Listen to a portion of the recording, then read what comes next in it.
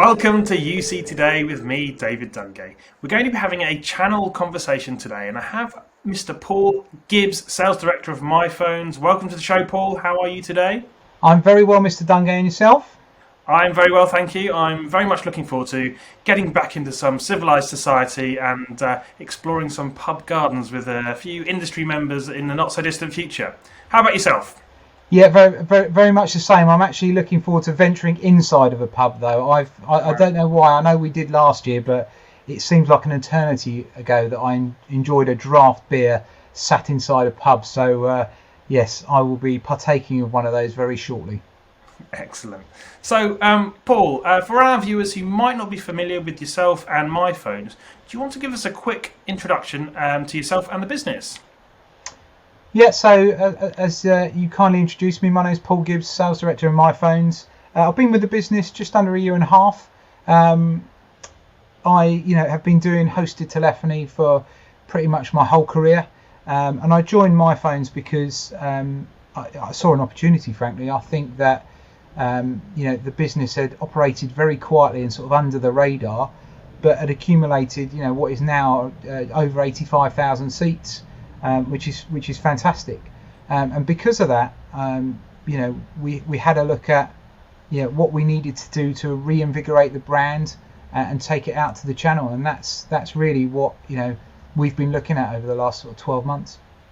Excellent. So, I mean, over the last year, do you want to give us a bit of an update on what you've been doing in the market? What products and services have you released to really empower your partners to go forth and prosper? Yeah, as I said before, I think the brand was reasonably quiet, and so we rebranded. That was probably the first thing we did, and really took our message out to the channel and spoke with a much louder voice. Hopefully that's not just mine, but yeah, we spoke with a much louder voice really out there, and that came in a number of ways. So it was brand, it was a refreshed portal. So we completely reinvigorated our portal, which our partners really loved, and then you couldn't ignore the charge with Microsoft Teams. So Microsoft Teams integration became very apparent that we needed to integrate with MS Teams. So we worked very hard. I say we worked very hard. The development team worked very hard to launch Microsoft Teams, and it wasn't just launching Microsoft Teams integration, it was actually making it stand out against our competition. And I think the way we've done that is, our integration is very elegant. And what I mean by that is it's very easy to integrate, it's very easy to set up. There's no diving into other portals or having to do certain things. It's incredibly easy and incredibly elegant. And that was, for us was a key differentiator. So the launching of Teams. And then, really, we've got a number of things coming down coming through the roadmap as we speak. So I think you'll see a lot more from us over the next few months. So, Paul, tell me a little bit more about your Microsoft Teams integration. There are many, many routes for partners to work within the sort of Teams ecosystem, especially when it comes to adding voice services into the product. Why the integration route, and how does that differ from perhaps some of the other methods we're seeing out there in the market? I think the biggest challenge was perhaps education around, what is Microsoft Teams, what can it deliver, what can't it deliver, and if I take certain flavors of breakout with Microsoft Teams, what do I get and what don't I get? So the first thing was we added a whole Microsoft segment to our academy. So Microsoft, I forgot to say that earlier, but MyPhones developed sort of an online learning academy last year to train our partners, and that's gone down very well. But part of that was a Microsoft education piece, and really to understand what I can get directly from Microsoft, what I can get through direct routing. So with direct routing, yes, I get breakout, I get a set of inbound functionality, but that's it. There's still some limitations, and you've still got to understand how to configure Microsoft Teams and the integration piece at the back end. And then it came to our integration, So as I said before, it meant that, we wanted to deliver the feature-rich PBX functionality that we've thrived on for years, and developed for years as well. And we wanted to underpin Microsoft Teams with certain functions that frankly it just can't deliver. And it's catching up incredibly fast. You can do a lot with Microsoft Teams itself, but making it easy to deploy, and also not disadvantaging the end user by saying, move to the cloud, Mr. End User, but actually you're going to miss it. You can't do that with Microsoft Teams. You're going to miss out on all of these functions. They take it as read that, I'm moving to the cloud, so I'll just get that. And actually that's just not true. So adding those features and functions that they may have got used to over the years into Microsoft Teams was key for us, and that's what we've done. And actually I've been pleasantly surprised by the take up, because there was part of me that thought, well, perhaps it might just be a tick box exercise, that yes, we integrate with Microsoft Teams, good, okay, but actually the amount of licenses we're deploying now monthly on Microsoft Teams is fantastic. So clearly that sort of uptake, driven by the uptake of remote working and the move to hybrid working, as we're hearing a lot about that. Outside of that sort of that Teams ecosystem, I mean, what are you seeing at a customer level and a partner level? What kind of opportunities are presenting themselves right now? I think, well, it's a big question, that, David. I think we all saw the opportunity to deliver remote working in the first instance. So everyone saw a huge uptake on devices and things that meant they could work from home. But now it's a bit more of an educated look at around what am I going to deliver for remote workers. How am I, when I go back to the office, what technology do I need in the office? What technology can I give those individuals that they can come and go as they please? And I think that you said it there, that giving them that hybrid model so that they can I used the word earlier, but not be disadvantaged by working from home. But there's a lot of things that you have to think about, delivering remote working. In the first instance, everyone was like, you've got Zoom or you've got Teams, that's it, you're golden, and here's a headset.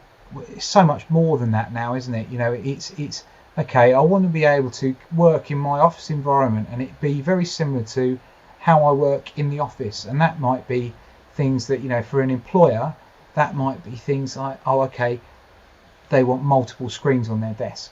They want office chairs, they want a desk that's the right fit for them. All of that thing is a consideration now, and really can be part of the remote working bundle that employers are delivering. Yeah, absolutely.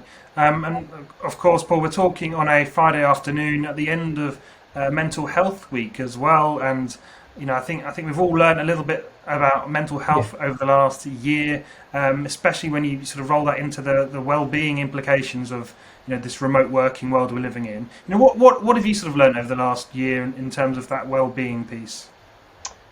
I think I've learned some. Personally, I've learned some very stark lessons. A very good friend of mine unfortunately took his own life in August last year. I'd known Nick Duckfield for years. He was a real industry character, very successful at what he did. And like a lot of it, no one saw it coming. No one really. And as part of that, I asked myself a lot of questions around, could I have done more? Did I talk to Nick enough? And I think the huge positive that's come out of COVID and is the fact that it has affected people's mental health, but on the flip side, it has meant that people are thinking about other people's mental health more. We are asking the questions, are you really okay? We are listening, and hopefully we're looking out for the signs that people are quietly struggling. But I think enabling people to talk more and being open and saying you can have a chat with me about that is key, because I think from my point of view, it was hard to understand when someone was so successful and on the outside had such a nice life, why you would do that. But I think now mental health is key, and I'm really pleased that we've had this week. And looking at LinkedIn and Facebook, people have put some incredibly brave posts up around their experiences with their family and their friends and how they coped with it. And I just think it's fantastic that we're all talking more, and there's lots of different avenues to go down to get to that before you get to that point. Yeah, absolutely. I mean, well-being on mental health is clearly it's hot on everyone's mind right now. I think I don't think everyone necessarily knows how to address it right now. It's great that we're all talking a little bit more from a reseller point of view. Are you seeing resellers sort of taking steps to educate their customers on how they should be approaching that from either a management point of view or a technology point of view? Because I think it comes hand in hand. So from a management point of view, we are seeing resellers and end users alike, their businesses, right? So they're putting steps in to say, okay, we need to deal with, or not we need to deal with is the wrong word. We need to put steps in place that our employees know that they've got someone to talk to. So a lot of people have trained their employees on mental health, being the person that they and putting them forward and saying, if you're struggling, you can come and speak to these individuals, trained individuals, and they'll listen.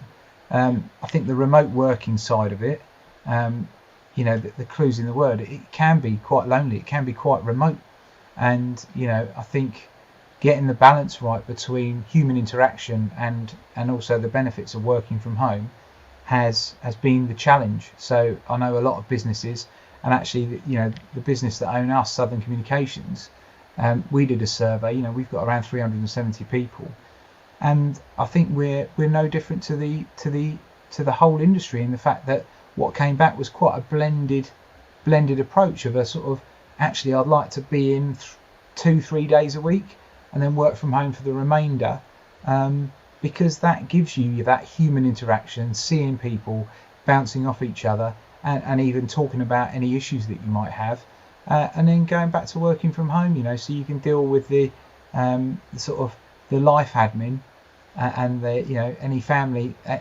commitments that you've got, whilst you work from home. And it's getting that balance right, and I think in the long run that'll be a hugely positive step for everybody, because you'll get that balance. We won't be tied to our desks 9 to 5 days a week. It'll be a better balance, and I think that'll benefit the family environments hugely.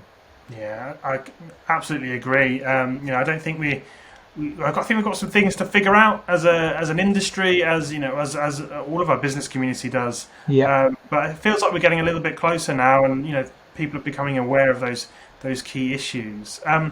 But Paul, tell me, so as a vendor, your view of the hosted market. Here in the UK, it's a very competitive place. After 12, 18 months of a pandemic where we saw people racing home and deploying these remote technologies, including yourselves. What does a hosted market look like to you today? I think we have to be very real about it and look at what resellers have had to do to help their end users get through this pandemic. So the behaviours that certainly we've seen have been that the smaller resellers, or the small to medium resellers, have perhaps been looking to shore up their base, to go out to their customers and perhaps re-sign them onto longer term contracts and really secure their relationships for the long term. And the larger resellers, of course, we all want to sell new stuff every day, and that goes through small to large resellers. But in reality, I think that the what I call net new business has perhaps slowed down, because customers haven't been in their office, and they've taken the applications. They might be working with Teams or Zoom, whatever they're using, and they're using that until the point where we start going back to work or going back to our office space, and then they're going to the positive step for us, or the positive thing that I think we'll all see, is there'll be another wave of change for the better. Because I think they'll be looking at, okay, what do we do now? What do we do with our PBX that perhaps hasn't serviced us that well in the pandemic, and it was challenging to get diverts put on, and so I think that we're all looking at ways of getting our net new sales up to what they were before the pandemic. The larger resellers, I think, are still selling an awful lot. I think the seats are being deployed, but perhaps they're selling them into their existing bases.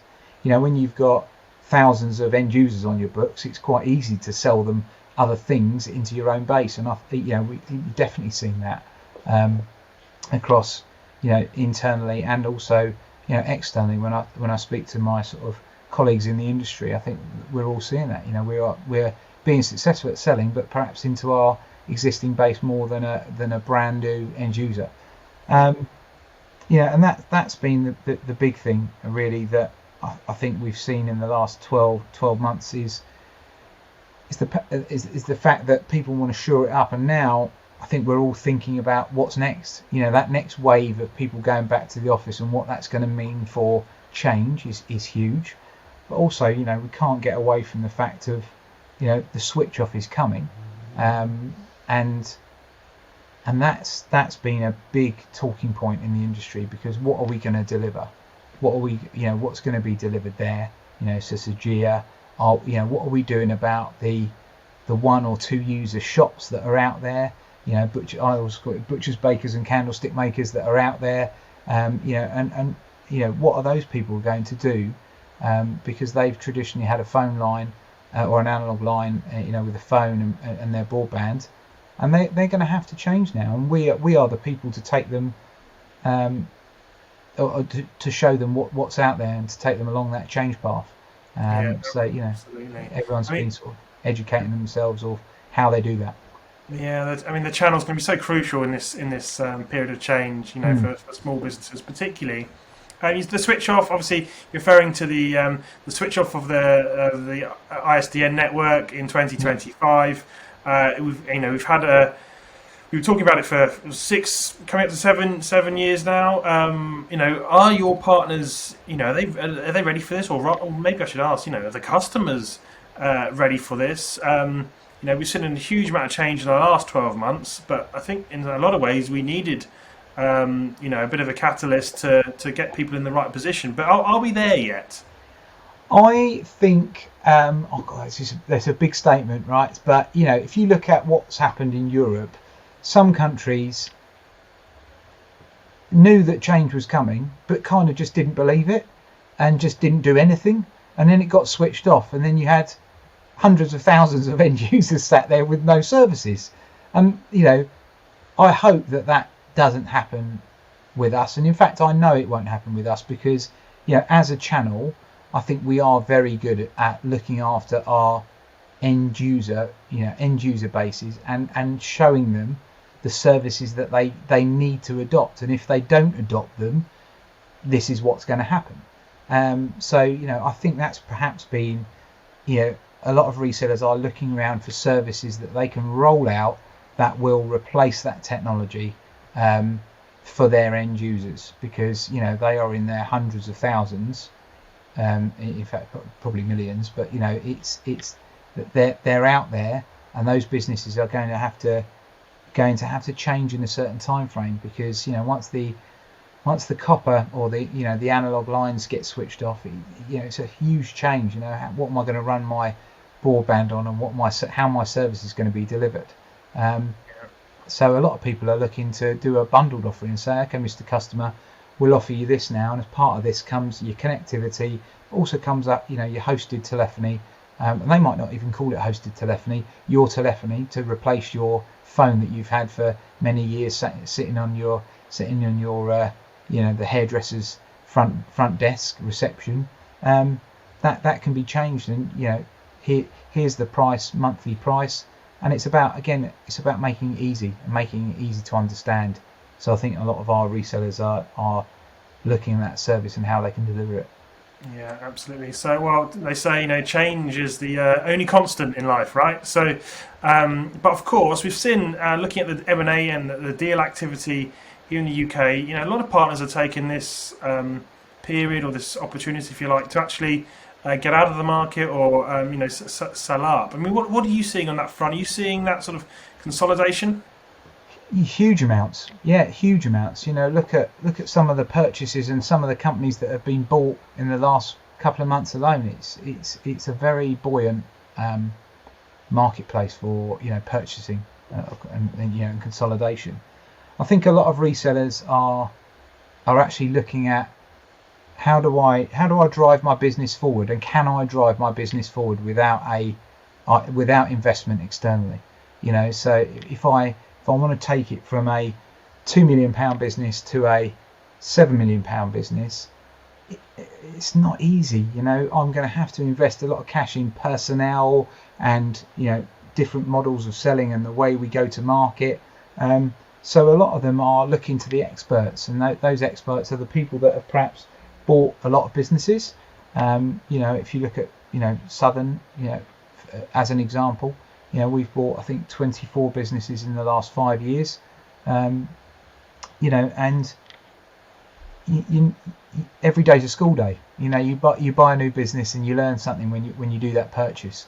But I think it's very active. I think a lot of resellers are also looking to value their businesses. Okay, I've been working on this business for 10 years. What's it worth? And to get to that next level, I think there needs to be more education around what you need to do and what steps you need to put in place to drive your business valuation on, because it's not that widely talked about, and actually I think the thirst for knowledge in that market, if I was a reseller and I want to drive my business on, what am I going to need to do? How do I do it? And is it kind of worth it? Am I going to get the return that I want by doing those steps? So again, I think that's on us as a channel to openly talk about what makes businesses desirable and or not. Well, the big question then, Paul. What makes a partner base, if you like, an attractive proposition? What are those drivers of value that you talk about? So I think they're multifaceted, really, but I think one of the biggest thing we can't get away from, what makes a business incredibly attractive, is their percentage of recurring revenue. Yeah, because if you go out and see, if you're floating sort of under 70%, especially during COVID, that's probably a scary place to be, because you want your business to recur, pay the bills, and allow you to put some of the profit back in and grow your business. And recurring revenue is key. And for those that were perhaps living hand to mouth, or they needed certain amounts of cash in every month to keep going, yeah, it's been a challenge. And hats off to all those guys that have pivoted and changed and weathered the storm, because I think that's exactly what it has been. But my big thing is recurring revenue, and of course you've got customer base, contract terms, but actually when you get to the nuts and bolts of it, recurring revenue and EBIT are the two main are the two key things that I think a lot of purchasing business will look at. How much, what's your EBIT, what's your recurring revenue, how long are the contracts, what does your customer base look like? You don't want it too heavy in one vertical. We've seen that quite a lot as well. And you don't want your business top heavy. So you don't want to have 3 or 4 massive customers and a smattering of small ones. You want that balance to be, quite good. So if your top customer left you, or your top end user left you, it wouldn't leave you high and dry. So it's looking at all of those composite parts and making your business desirable. And that, I'm talking like it's easy. That's incredibly difficult to do, because none of us turn down business. And if we get successful in a certain vertical, then why should we not drive onto that? But actually diversifying, it does increase your business value. Yeah.